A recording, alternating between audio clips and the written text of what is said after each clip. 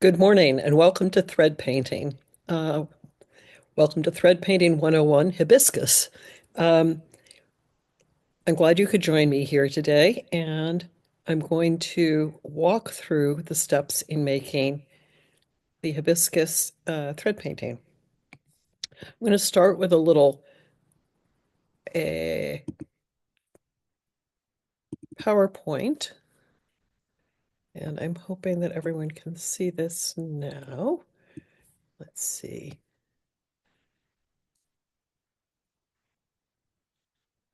Show. Start. So here we are, thread painting. It's all about the details. This is part of a talk that I sometimes do, but it's been shortened specifically for this class. I want to start off by talking about the many different things people may mean when they talk about thread painting. For some people, when they talk about expressive free motion quilting, they call that thread painting. So for instance, if you are making a pictorial quilt and you add fur on a kitty cat, or if you add some texture to the petals of a flower, or some sketchy lines to a tree, some people will call that just free motion quilting. Others may call it thread sketching.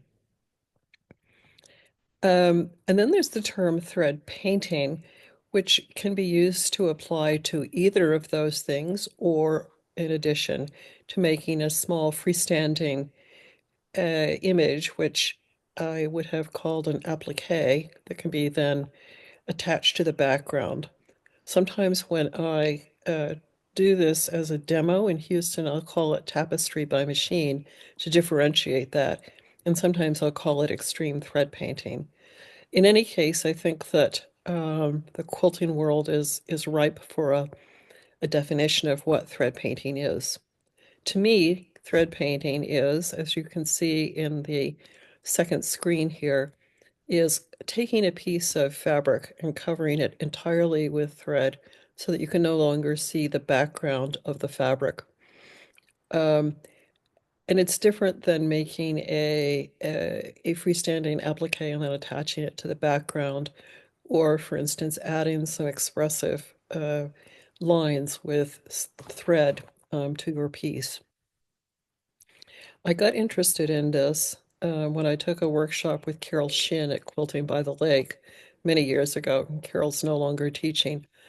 This is a picture of my little cat, Minnie, otherwise known as Minnow, and even her veterinarian said she had the most beautiful eyes. And who am I to argue? And I thought that she would make an excellent first subject. And I spent quite a bit of time working on those eyes. I, I like this one quite a bit.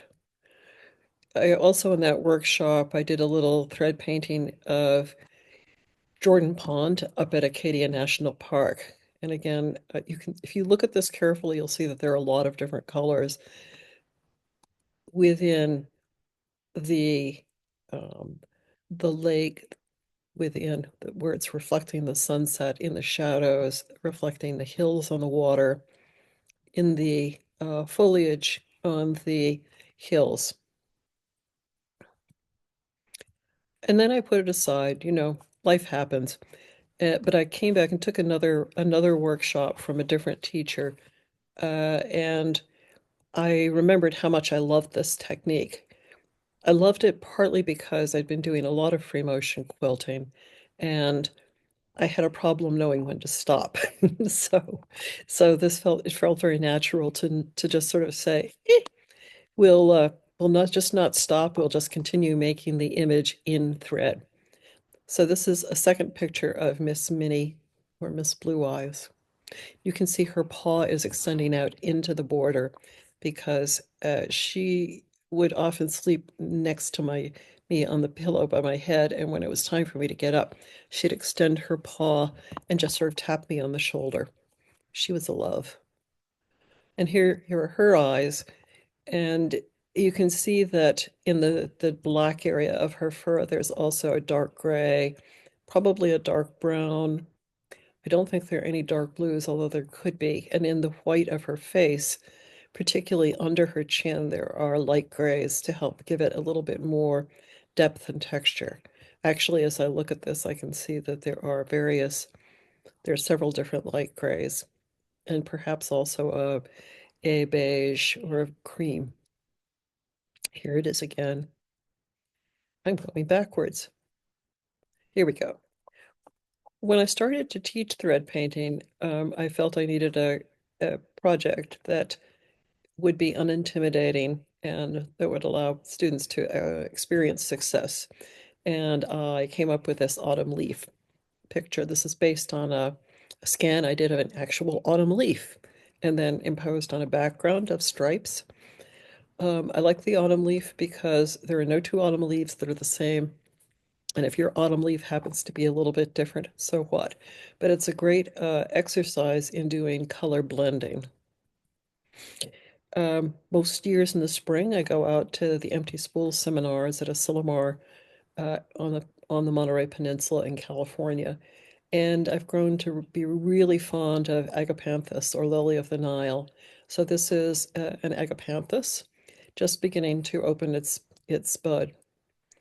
And it's really important when you do thread painting to look very carefully at the colors. One technique for doing this is to take a strip of black construction paper and punch a hole in one end, and then put that open hole over an area in a source photo that you want to replicate in thread. And because it's black all around and the opening is very small, it helps you see just that area and see exactly what color it is. If you look at um, the area where I'm moving my cursor now, you can see that there are maroon lines in this and also sort of an old dusty pink, and then at the very tip, mustard. If I hadn't looked really closely at this, I never would have found those colors because they're not the sort of things you expect to see in the enclosure for a bud. Here's another, I'm going to show you a couple of my other pictures. This is the Kitty Sisters. Uh, and these are uh, Ollie, the calico kitty cat, and her little sister Tiggy. Here are another pair of cats, Tommy and Fredlet. This is just before they decided to have a little tussle, but right now they're being gorgeous and attentive.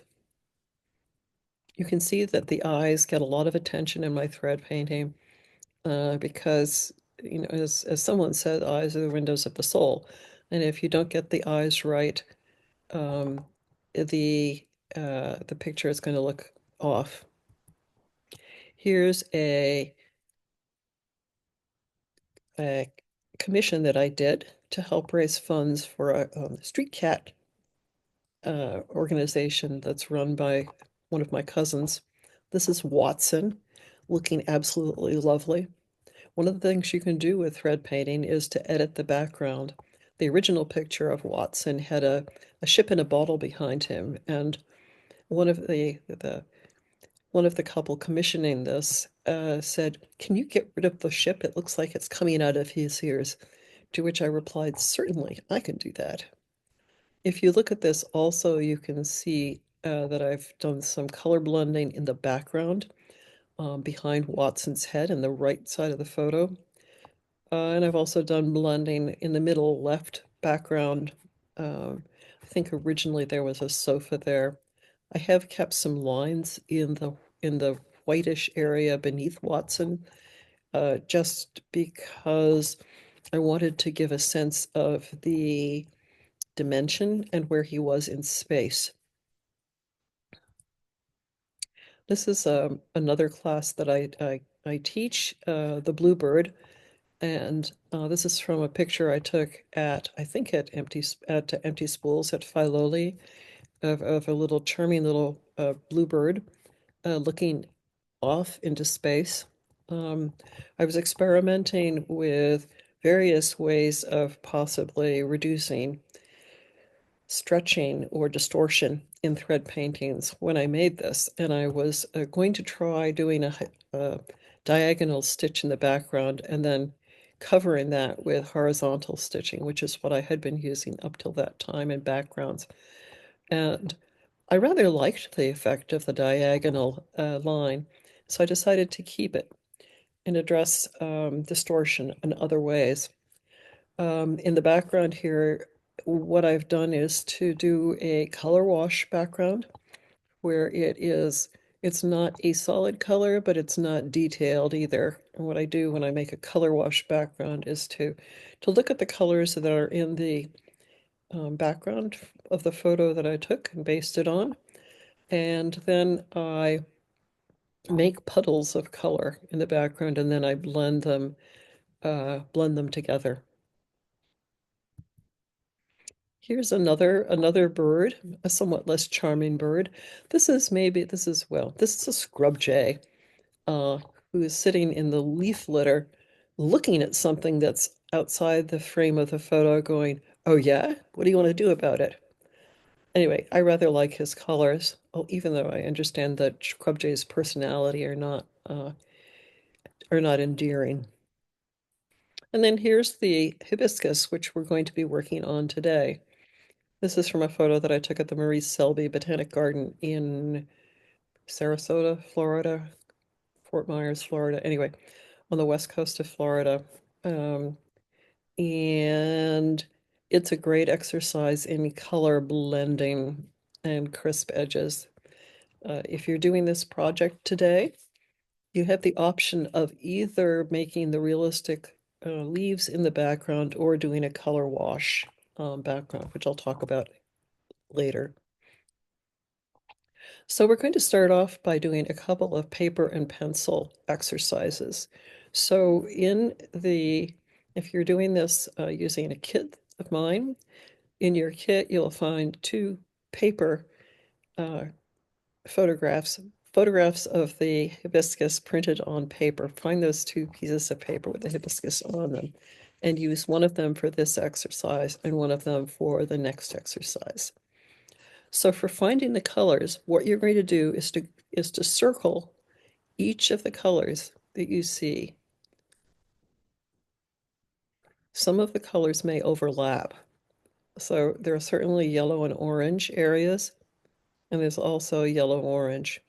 You can do this so that it looks like a Venn diagram. And if you are not familiar with a Venn diagram, I will show you that in just a sec.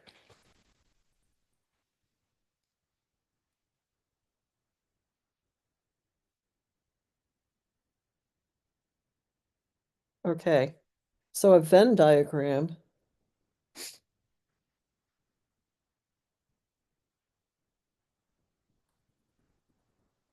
looks like this.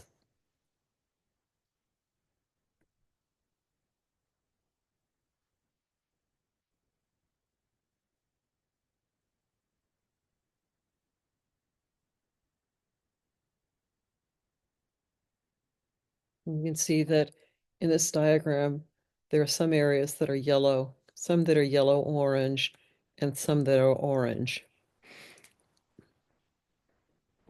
So do that.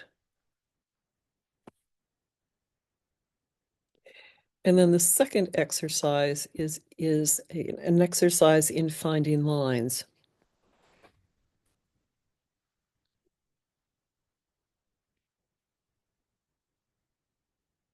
So say we have a leaf, or say we have the petal, a petal of the hibiscus.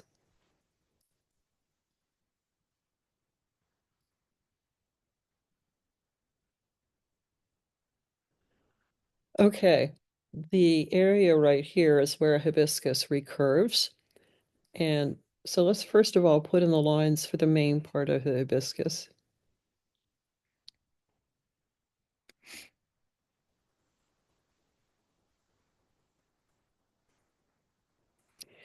This is a little area where the where the petal edge curves over.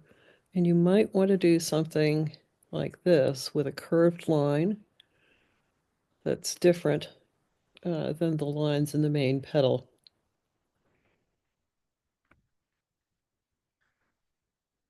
And what I'd like you to do is to sketch lines in the direction you plan to stitch.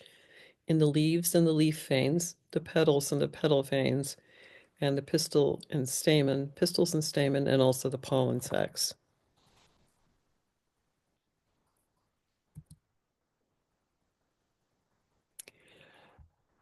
I'm going to move right through these exercises. Um, but if you want to do the exercises along with me, I would encourage you to just pause the video and do them and then come back and resume the video. I can see also that it would be helpful to have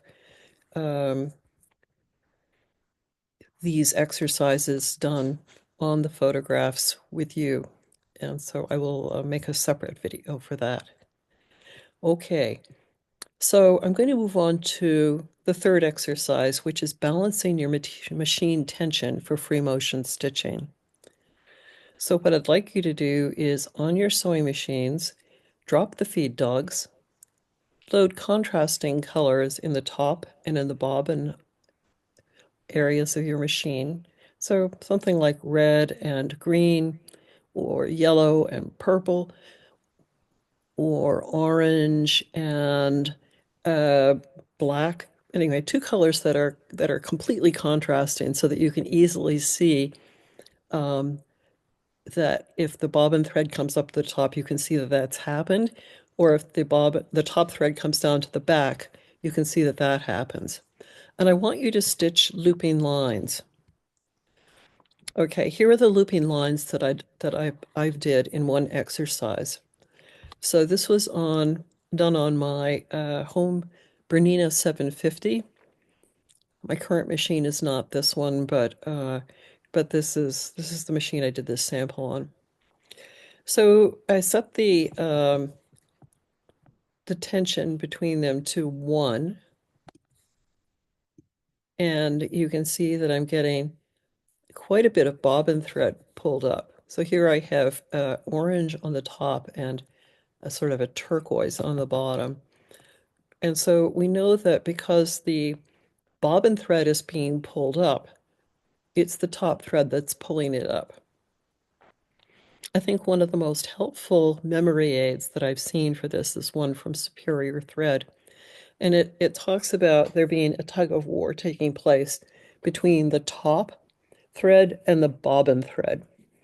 When they are equally matched in strength, the thread theoretically locks together in the batting of the fabric.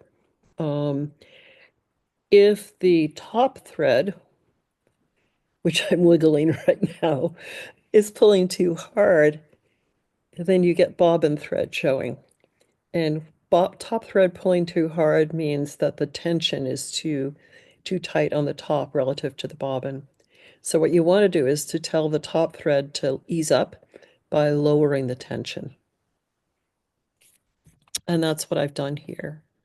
So I went from I'm sorry, this was not a 1.0, this was a 10 to a 7.5, and you can see that there's bobbin thread coming up, but not as much. Here on a 5, you can just see, let me see if I can zoom in any further. You can just see the bobbin thread coming up to the surface here and here and here and here and here. It's not as obvious, but it's there. When I drop the tension to 4.0, there's still a hint of that happening, but it's pretty acceptable. But if you look at here between the difference between a 4.0 and a 3.0 setting, you can see that it's getting that little tick here is becoming less visible. Or maybe it isn't. I'm not sure. But somewhere in here, it looks like a pretty good match. But let's keep going. Oh, 2.0. So on this one, I'm not seeing any bobbin thread coming up at all. So somewhere in here, I think would be the sweet spot.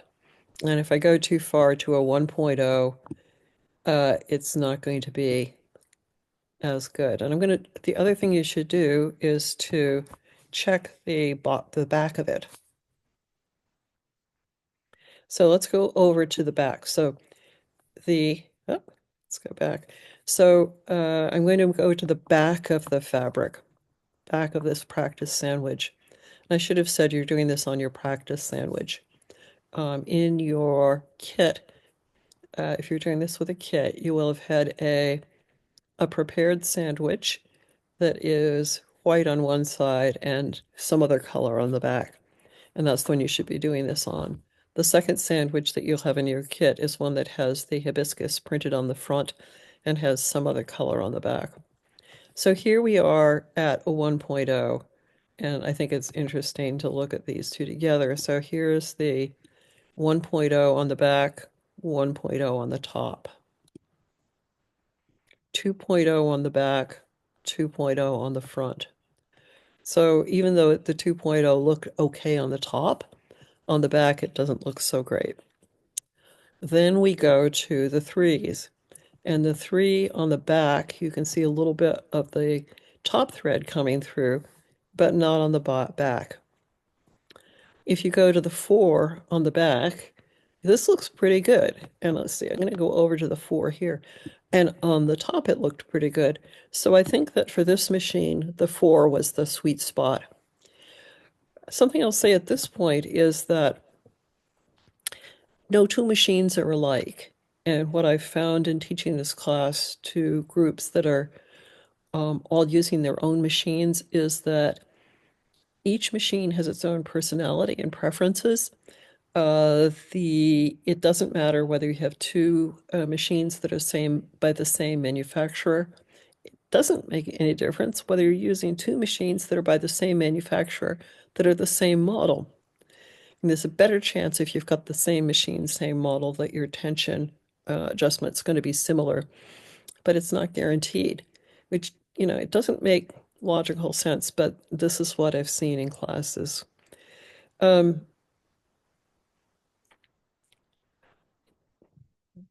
And it may also be that your tension requirements will be different if you're using a different thread. Humid weather can make threads swell up, and that will change probably the way the tension needs to be adjusted. So there are all sorts of variations.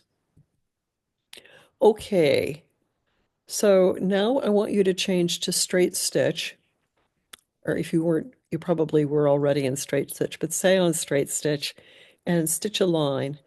Go top to bottom. So say that you are sitting here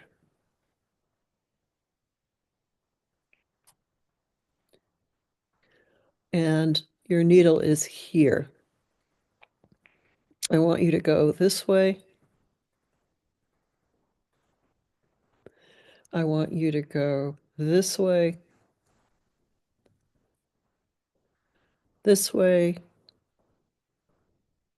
and this way. Okay, I want you to be sure that you can go top to bottom and bottom to top, left to right and right to left, and diagonally. And also, I want you to try making little circles like this. I'm going to enlarge that. So it's just going around and around and around and around and around and around and around.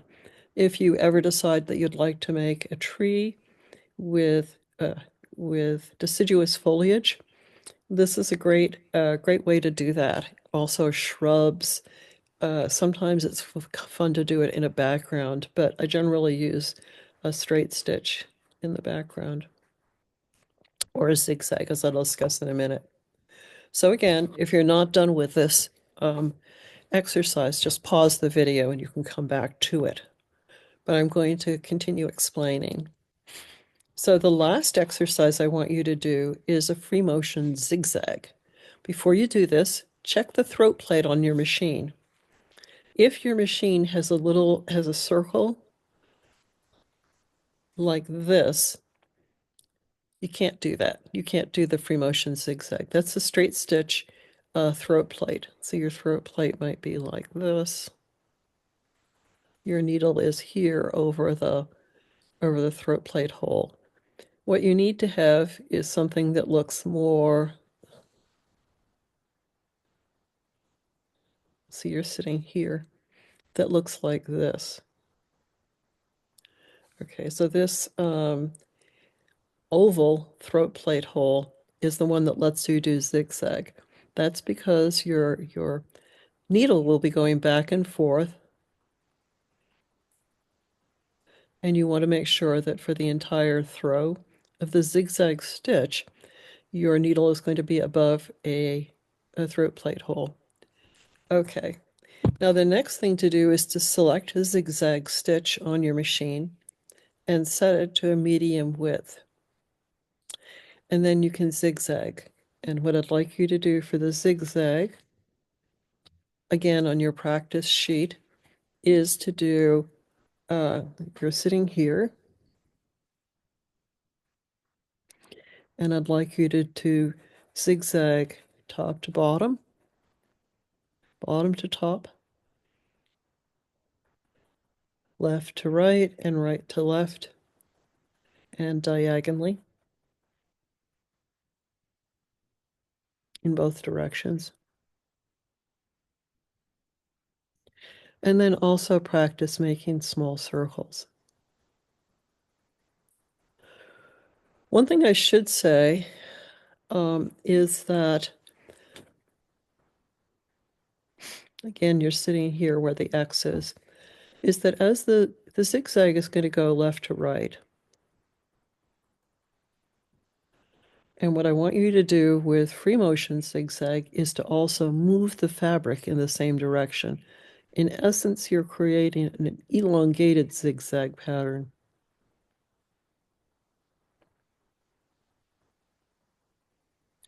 This may require a couple of minutes to just become comfortable with it. It's worth doing, I think, though, because this makes a great background. It covers the background quickly, and it's great for doing blending. And yeah, and it covers the background quickly, and it makes a pretty sort of almost like a satin stitch background. So if I go like this,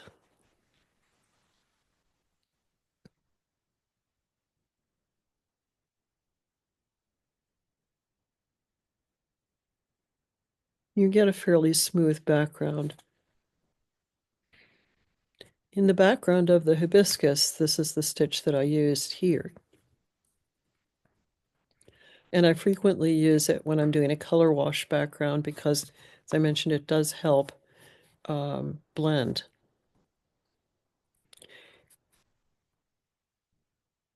Okay, now I'm going to talk a little bit about thread painting basics. The first thing is that, like applique, you're going to work from back to front. So you want to start with areas that overlap nothing. So in the hibiscus, the sky area overlaps nothing. You can see that it doesn't overlap the leaves, it doesn't overlap the hibiscus. It's the furthest back of the background.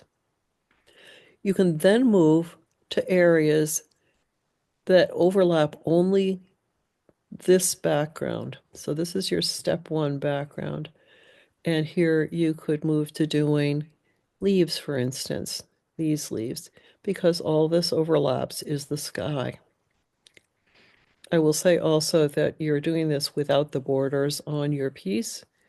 You don't put the borders on until you get all the way to the end and you've completed your thread painting and done a couple of other steps. So you can do the leaves at this point. And if you're going to do the leaves, you need to think about which leaf is furthest in the background. So here there's an area which had leaves in it on the original photograph, and I decided that I just wanted to make it a background. And so I'll call this the furthest back also. This is a further back piece. This is a further back piece because this leaf overlaps that. And this leaf overlaps that. Here's another further back one. This is another area where I've converted more detail into a color wash background. So you can combine color wash and detailed stitching. Um, Once those are done, then up here, if you've done all of this leaf and um, the sky, you can begin working on the outside edge of the hibiscus.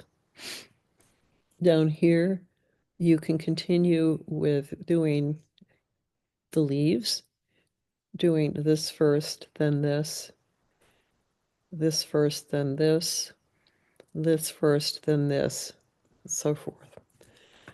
And then you proceed in the same manner. So you can then move into, once you've done this edge, you can blend in some coral or peach.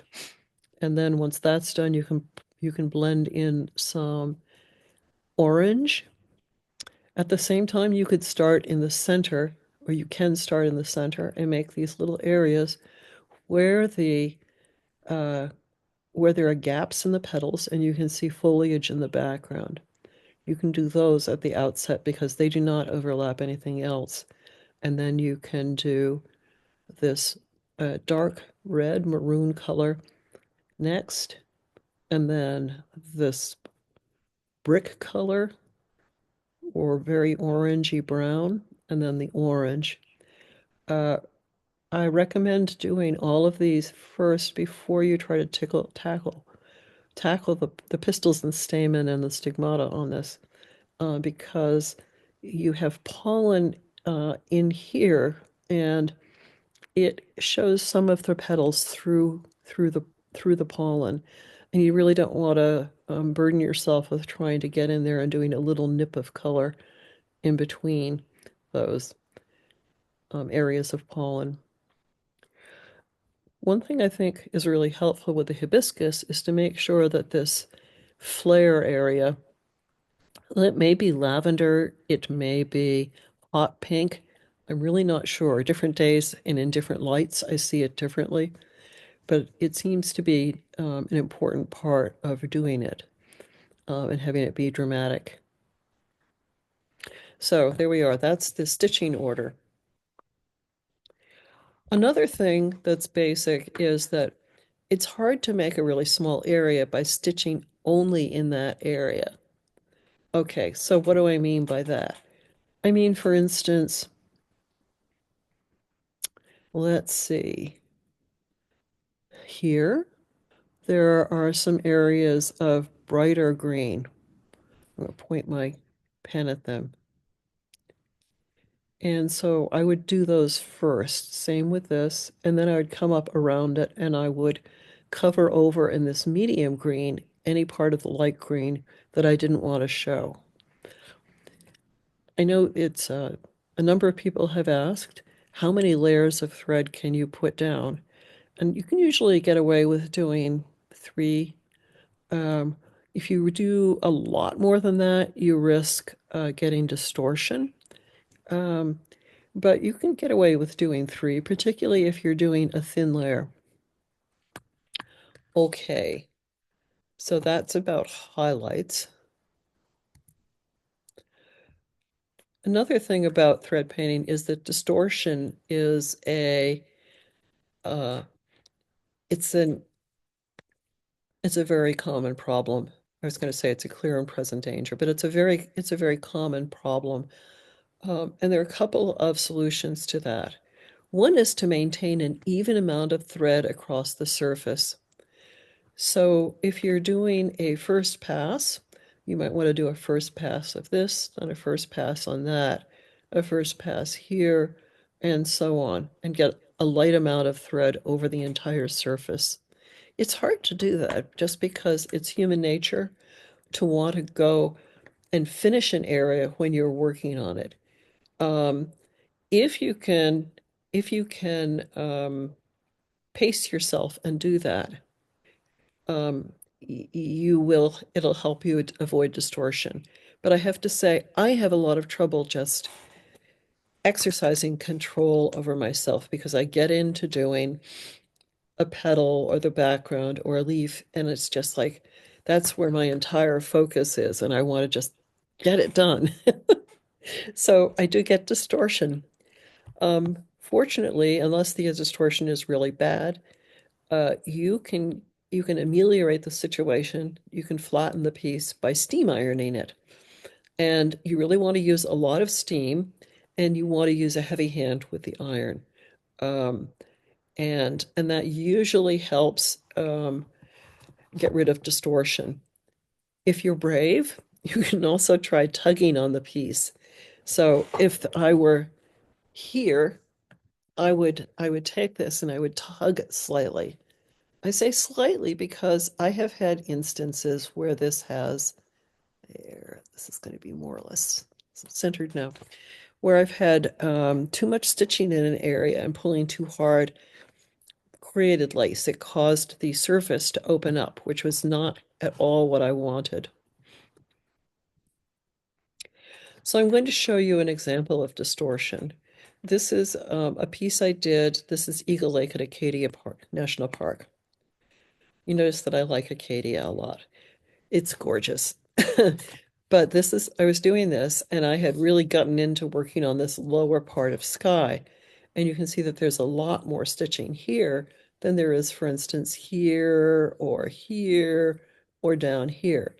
And lo and behold, if you look at the tip of my scissors here, this edge, instead of being straight, has begun to bow inward. Here's another instance. This is further along in doing that same thread painting. So you can see that the lower right corner of this piece has begun to curl up. And that was because I had been putting way too much stitching into this lower right-hand corner. And it's because I didn't really know what was in that lower right-hand corner. Normally when I'm doing a thread painting, I will take multiple pictures of or if I come across something that I want to photograph and I think it's going to become a good thread painting for me, I'll usually try to take lots of pictures of the area so that if there's something I have a question about, I can go back and check the slides that are before and after the one I selected for the thread painting. I did that in this case, and there was no clarification of what was in that lower right-hand corner. So eventually I realized that I must have gotten to that point by a path. So I decided to make it a path. But then I waffled on, I couldn't decide whether I wanted to have the path have weeds. Did I want it to have a lot of weeds? Did I want it to just have a few weeds? Did I want to blend some brown in with the gray? So there's a lot of thread in that corner, and that's making that corner lift up. So steam to the rescue. And here we are. I'm just saturating this thing with steam, and then I'm ready to go again. Normally, when I'm starting a project, the first thing I do is to pull all the thread that I think I might use in the project, and I line it up in color order, more or less. So these are colors that I pulled for the Eagle Lake thread painting. And I have here fine tip scissors. I have a pair of tweezers, which in case I get a thread that is not behaving, I can pull it out. I have my number 14 top stitch needles. So I use number 14 top stitch needles for thread painting. The eye and the scarf in the top stitch needle is designed to accommodate a lot of thread. Well, we're not using really heavy thread here as you might for top stitch. Instead, we're using size 50 20 weight thread. And for preference, I will use Aurifil, but as you can see from this array, I will fill in with other brands, Metler, Metricine, Gutermann, other 50 weight 2-ply thread, and there are other manufacturers out there that have the color I need. So color for me takes precedence over brand. So I load that up or I lay those out, and then I fill bobbins for like every third or fourth color. What I want to do is to have the bobbin loaded with a compatible color to the top so that if the tension becomes unbalanced and little bits of bobbin thread start showing up, it's not going to um, affect the color that's on the surface. I also pull out my screwdrivers and my cleaning tools. So here is a typical machine cleaning brush and also Q-tips. And what I use the Q-tips for is not to root around inside the machine, but I use them to touch piles of lint and gently escort them out of the machine. Uh, and no matter how good the thread is that you have, you're going to be generating some lint. Some threads are quite a bit lintier than others. Um, I like the Aurifil because it's relatively low lint and also because it comes in a lovely array of colors. I also like it because to my eye, when I'm done, it has a sheen on the surface. Um, if you have polyester threads, or trilobal polyester threads and you like the look of them, by all means use them. Um, if you have a lot of rayon threads, I cannot recommend them because the rayon thread is weaker than cotton thread and it will break. Okay, now we're almost ready to start. I've installed a free motion embroidery foot here, and the important thing is that it has an open C. And I like that. I find that necessary when I do free motion stitching is I can see exactly where the needle is going to land. I know that Viking machines have both hopping feet with this spring here and also non-hopping feet. So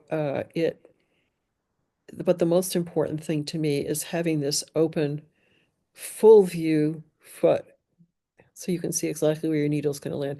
If you look at the hillside behind here, under the needle, you can see that there are, relative to the needle, there are some very fine features, and I'm going to want to capture those. Hence, I need to know where the needle is going to land. There are some non-stick top stitch needles out there. I haven't tried them lately, but I'm really excited about them because the sandwich that you're going to be stitching on is comprised of a top layer of specialty cotton, prepared cotton with the picture printed on it, and then a layer of Steam 2 light, a layer of low loft cotton batting without a scrim, another layer of Steam 2 light, and then on the back, a piece of plain muslin or cotton. I would recommend not using batik because a good batik will have a very tight, high count thread. It'll have a very tight weave. And I found out that the hard way that that can cause problems with tension on the machine. For the same reason, I recommend against using white on white prints because the white, the plasticky uh, substance that's used to make the white on white prints can also interfere with your stitch quality.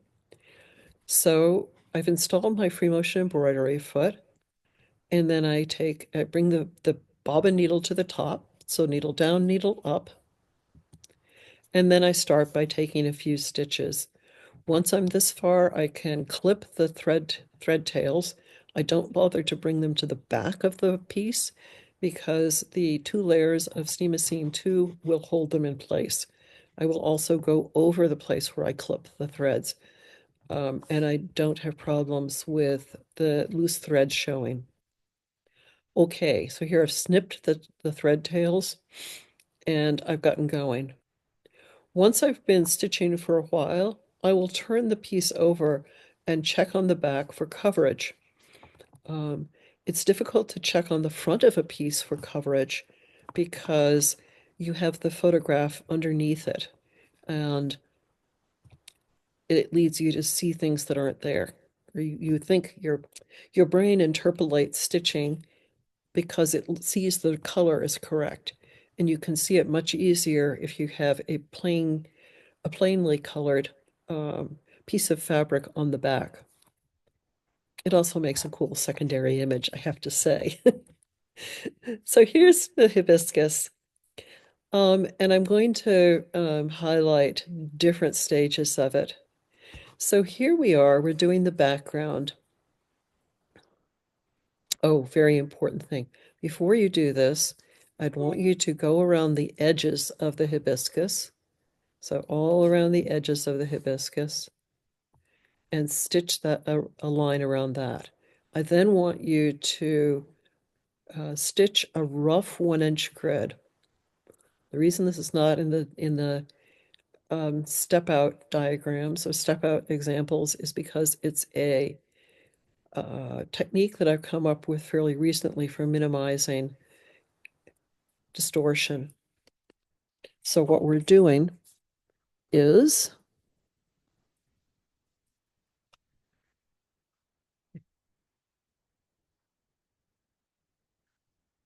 this is the hibiscus. We're doing a line all around the outside.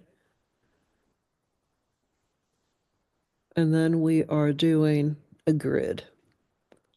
And the idea with this is, I think, that the grid helps minimize distortion and localize any distortion to within that 1-inch-ish grid. I have had people in my classes who do a very small grid, others who do a larger grid. You know, it doesn't have to be precise. My lines certainly aren't when I do this, but I do think that it helps minimize the distortion.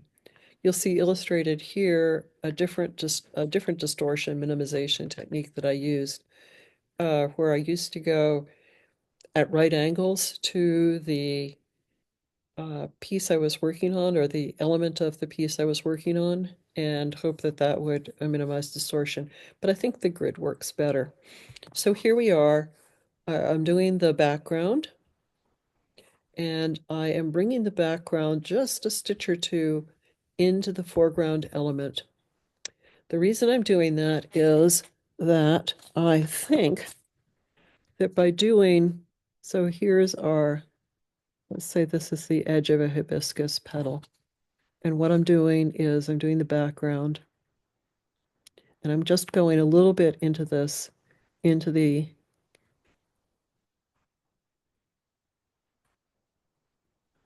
into the foreground leaf.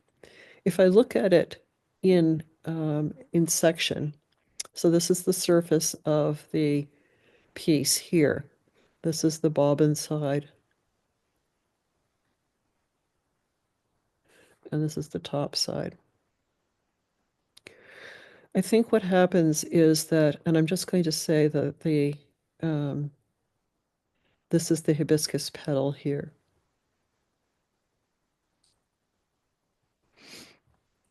It doesn't actually have dimension. This looks like it has dimension, but I'm going to just show you this so you can see where the petal should be. What I'm doing is I'm putting down thread on the surface, and I'm going just a little bit into here.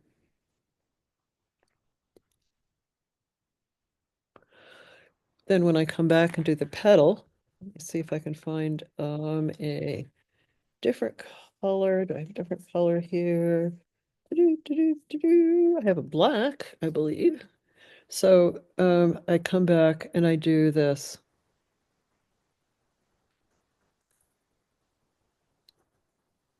This is probably going to be hard to see. I'm sorry I don't have a highlighter. I do have a small video in my YouTube channel on doing this. But in essence, if I enlarge this quite a bit, what we would have had, what we have is we have the background. Oh, I guess we have the background here. And then we have the foreground element coming over it.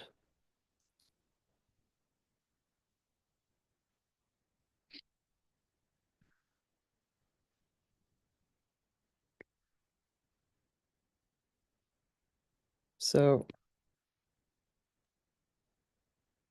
background and foreground. If we didn't do that, if we were looking at this again um, sideways, what you'd have would be you'd have the background, you'd have the background like this and the foreground like that. And you'd have an unsightly little gap right here. So by overlapping them, you avoid that. Okay. Let me see if I can, well, find that video.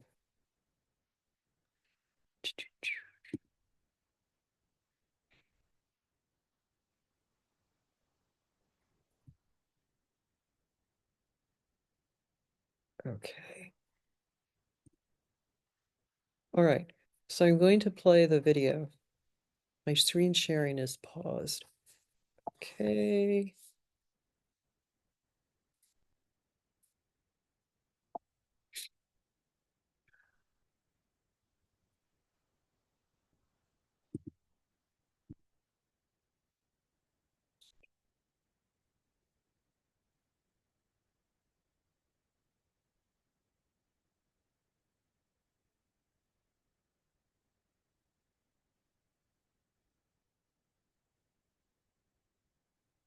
Okay.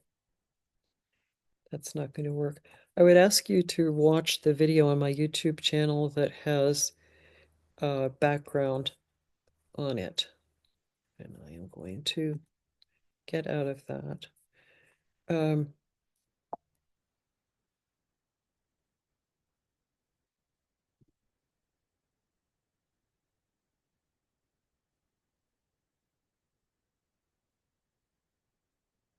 okay. Here's step 2. So once you've got that furthest away element stitched, here we've got this stitched, and you can, if we look really closely, we can see that we're going into the background a stitch or two most places. You can come over and do the next furthest away element. So this is a leaf that overlaps the background. This is the edge of a leaf that overlaps the background.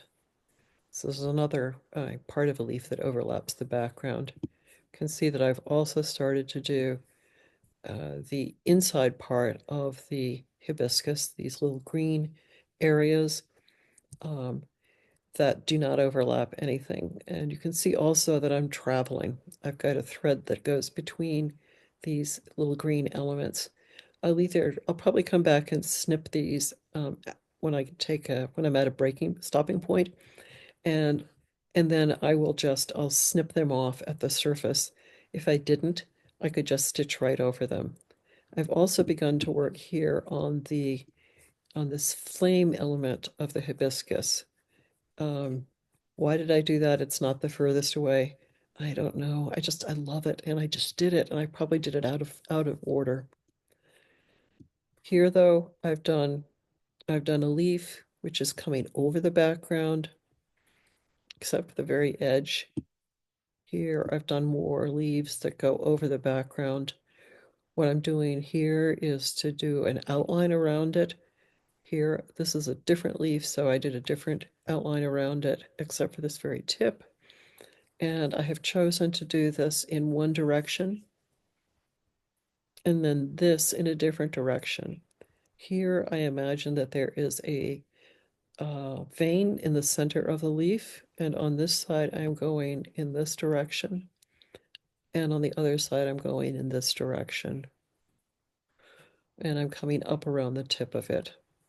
Same thing over here. Here, I imagine there's a vein right about here, and I've done this in one direction, and I've done that in a different direction. Let's see. So I did this little bit down here, and then this is an area where I was thread painting, and I've got a couple of different greens in here. I've got I've got a very dark blue-green here, and I think this is a slightly lighter blue-green. And then I came over those with some forest green. It's a little bit more blue-green in here, some sky, and so forth. Minimize this again. Okay. So after that, I can begin adding the colors, or I can, excuse me, I can begin thread painting the areas that overlap the ones I just sewed. So here in this upper right-hand corner, I've added in some bright green. Over here, I've added in a bright green on the other half of this leaf, which I had just done one side of. You can see I don't have this side of this leaf done yet. Here I had a dark blue-green here, and I've got a dark forest green there, and so forth. On this leaf, I've added a wonky center vein line.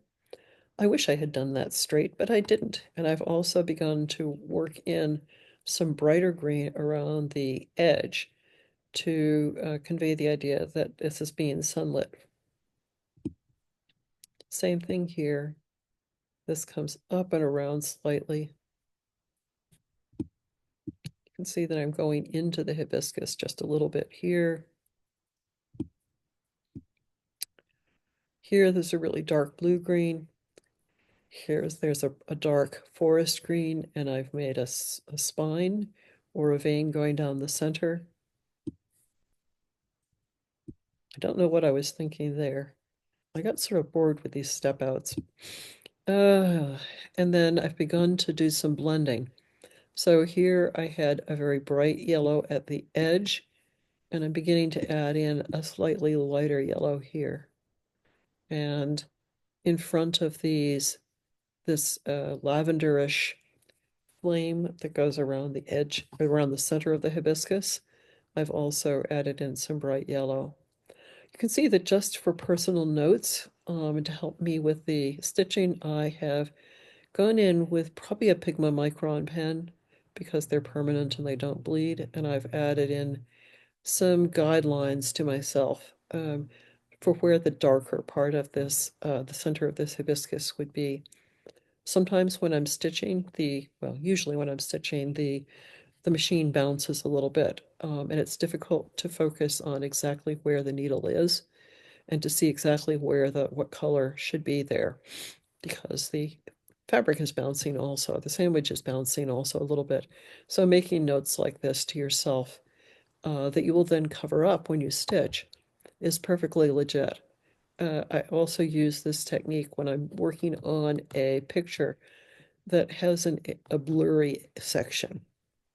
And I want to do, normally I will not touch a piece that has, or a picture that has blur, but sometimes I've just got to do it because it's the only picture I have of something and I really, really, really, really like it.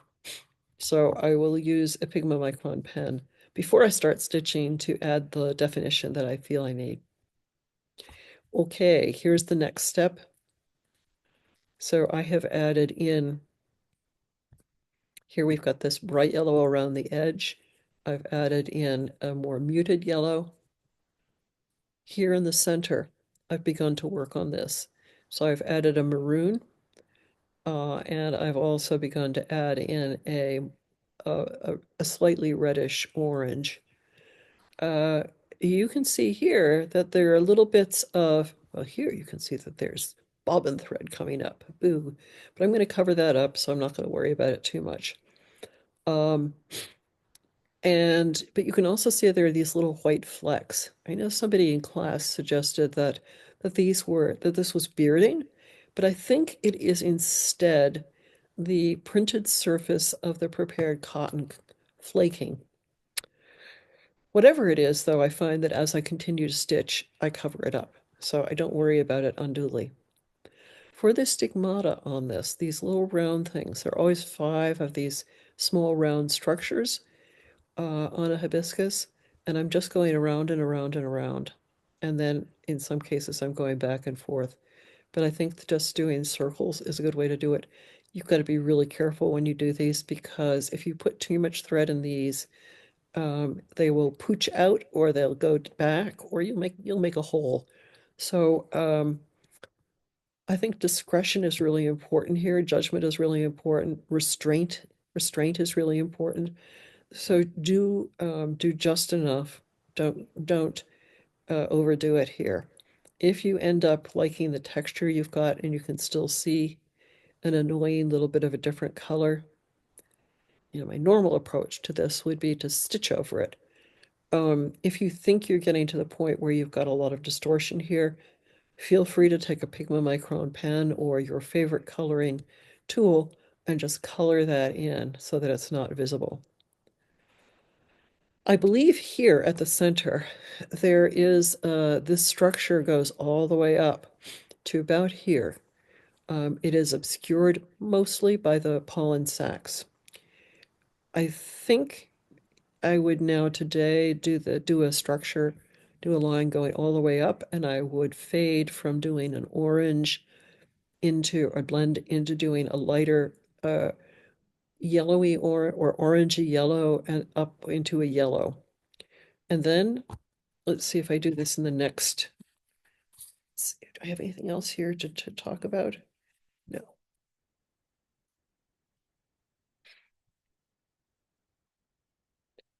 Okay. I'm going to go back then. So what I would do, here we go. What I would do next is to make little light yellow lines here coming out from this imagined center structure. But if you look at this carefully, you can see that there are small yellow lines that come out from the center structure to these wonderful little pollen sacs. So I would do the center structure, and then I would come and add a series of lines coming out for it. I don't think it matters particularly which way they go, but consider that they go sort of diagonally up in this direction. These that you're seeing head on from straight above, there's just a confusion of little lines. So if you didn't adequately stitch this central structure, you can add in some little white lines here or some off-white, creamy, light, very light yellow lines.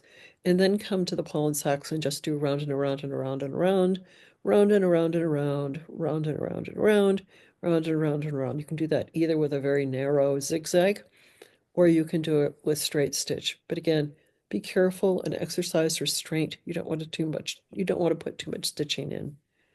And then from that, you can go the to the finished version and just fill in the rest of it, blending as you go. Um, I was asked about blending. Somebody was having problems with blending.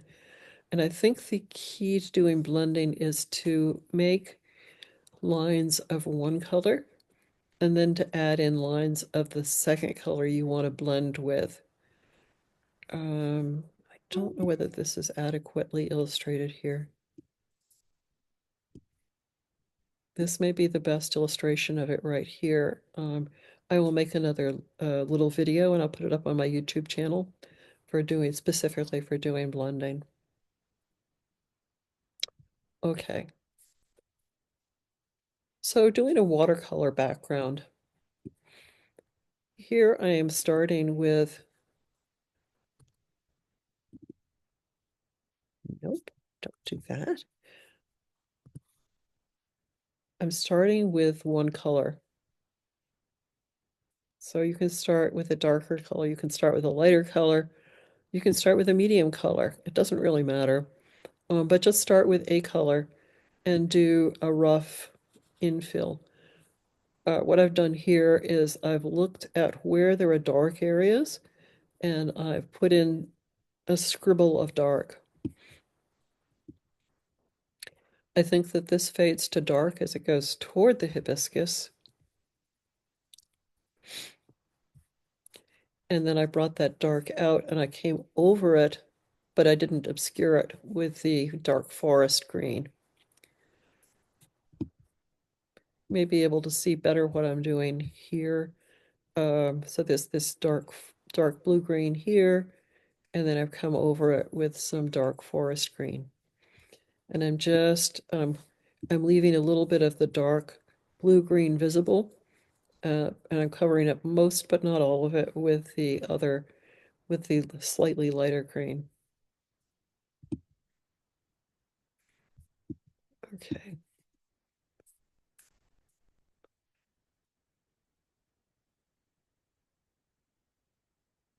So here I'm adding a second color more in a more organized manner. So I've still got this dark blue-green here. I'm adding in the forest green. And here where I've done the blending, you can see, first of all, there are little stitches coming into the petal, and also um, this lighter green is coming over it. And you can still see some of the darker green uh, in the background.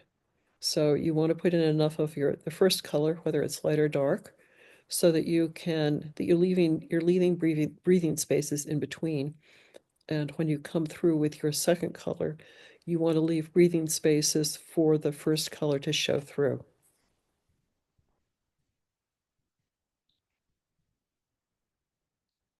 Okay, this is up close. Here we go in even closer. So it looks pretty awful, doesn't it, up close? You can see all this little, like quilt dandruff popping up. Not particularly appealing, but it's okay. That will disappear with a little bit more thread. It will go away. Um, and you can still see some of the darker green through the light green. Here, there's more light green, and then I've put in less light green over here, so there's more dark green showing. And over here, there's more dark green and less light green. In fact, it looks like I've added a third green in here too, a slightly lighter, brighter green. Uh, let's see. Let's travel around here. Um, Here I had put in some stabilizing lines. That's what these are. This is my older method of stabilizing. And over here is another area where I blended. So you can see that there's a thin layer of this blue-green, and then coming over it is this medium or this dark forest green.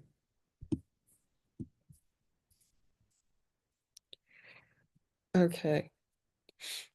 So the third step is in a watercolor background is to add a third color. Here the lighter color, the third color is a brighter green.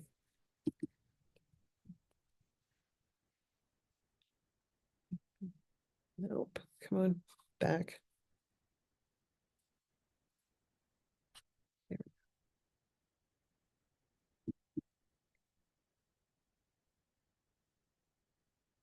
Okay, so here you can see where I blended the dark blue green and the dark forest green.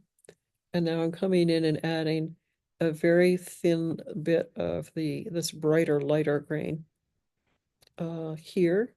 So you can see there's a little bit of it here. There's just a tiny bit of it there, a little bit of it here. Um, and as you come down here, you can see that there's less of it out here at the outside. And in here, there's a pretty good blend. See if I've got any more of this. No, that's it.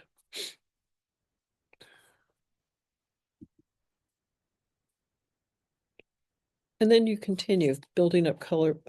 You continue to add colors, blending as you go.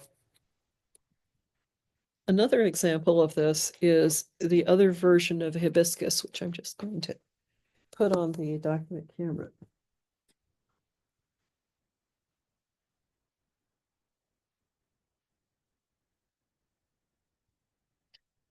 Okay, so I'm not that keen on this version because the blending in the background is not as good as I think it will be in the other.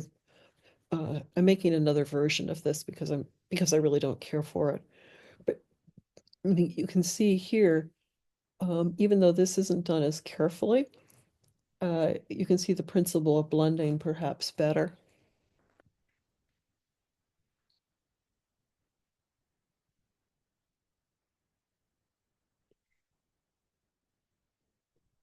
So here you can see that I've got 3 layers of green that are visible. Also, in the hibiscus itself, there's quite a bit of blending going on. Now, I don't particularly like that blending, so I think that the flame finish in the first hibiscus that I was showing you is more appealing to me. But some people may find this version of the hibiscus with its blended center more appealing. So here there's a hot pink, there's a light lavender, a dark lavender, and then it blends into a deep orange, a mustardy yellow, and then this lighter, or a mustardy orange, I should say, and then this lighter yellow. I think here in the center structure has been done better. Let's see. I can never remember which way to push this.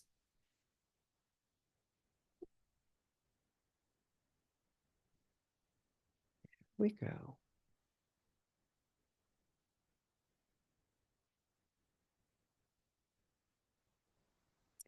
So I think here I did stitch that center structure first, and then I added small filaments going out toward the pollen sacs, and then I made the pollen sacs um, out separately with a darker color. Okay.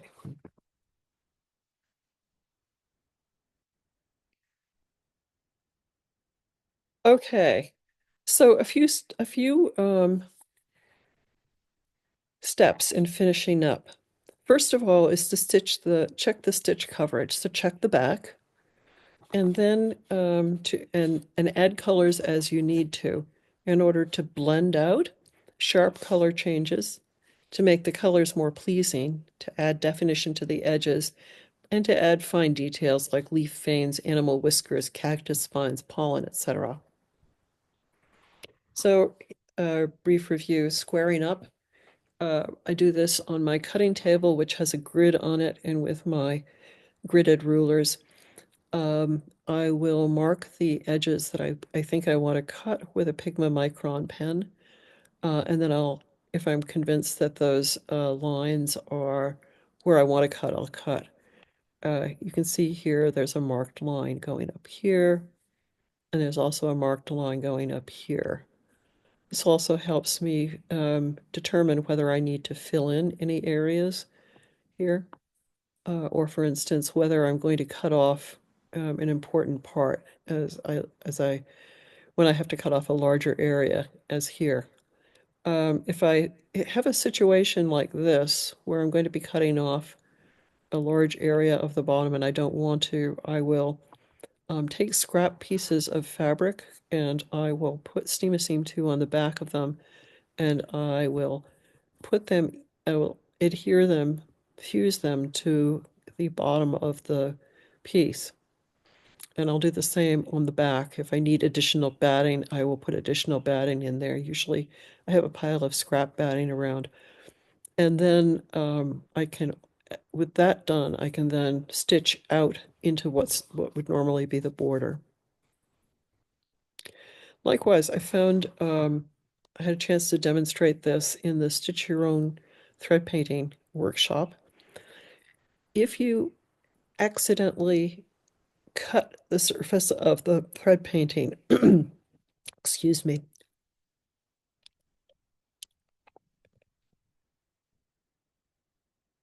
you can make a fabric band-aid by taking a little bit of scrap fabric, putting Steam 2 on the back of it, and then adhering that to the back of your thread painting. And that will hold the threads there from coming out. It's a cool trick. There are more advanced ways to deal with distortion too, involving cutting the surface, but um, It's almost like if you've ever had a Mohs procedure for skin cancer. You cut out a little oval around around where there's a pooch in the surface. You bring that pooch together, and then you put a fabric band-aid on the back, and then you stitch over it. Um, but I would suggest not doing that at home unless you have a piece that you do not care about, because it's a little bit it's nerve-wracking. Okay, so finishing up, continued. So we've squared up the thread painting, and then we audition and make, I like to finish my thread paintings with a border because it makes them have a little bit more presence.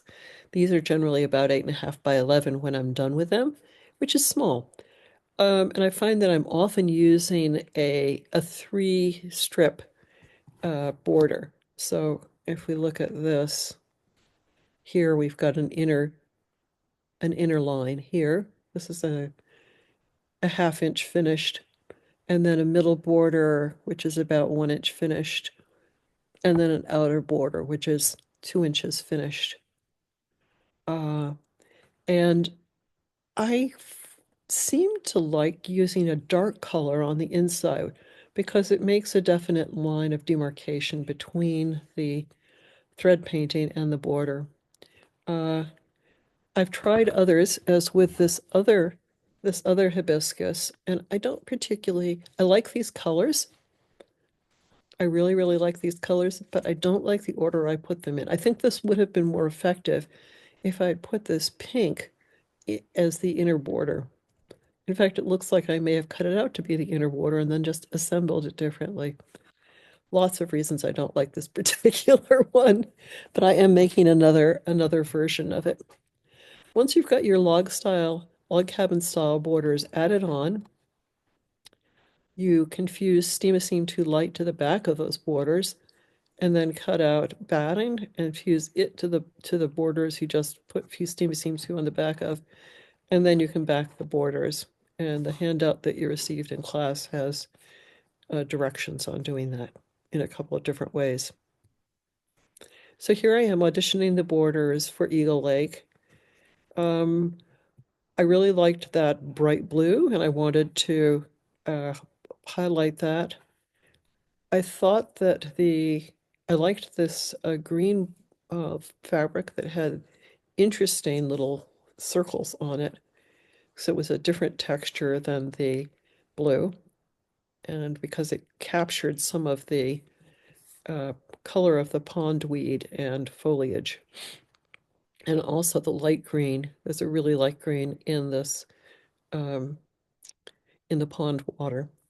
And I thought I liked this because it looked to me very much like the uh, birch trees that are in the right foreground. But I ended up using a different one. Anyway, and here this is done. Once I've got this all set up, I've got the borders attached and uh, batting adhered to them, and then backing adhered to the batting. I will I'll quilt that, and you can see I've just quilted some little random flowers and ribbons in the border here. And I usually try to use quilting in the borders that either complements the fabric or refers somehow to the thread painting. So there we are. I will be teaching some extended seminars later this year. So if you're interested in coming to New Hampshire, David Taylor's New England Quilt Seminars has me teaching from September 28th to October 3rd this fall. It's a beautiful time of the year. The leaves usually are just beginning to turn when he's there. And then in 2026, Empty Spools has me teaching from April 24th to the 29th. So these are both extended workshops, and I'll be going over things like doing eyes and hair and fur, how to do more extreme repairs. So if you're interested in doing surgery on your thread painting, I'll be showing how to do that in both of these workshops. And we'll be doing your own thread painting. Usually during a 5-day period, you should be able to pretty much finish one and get a good start on a second one, or get all the way done on one. Thanks.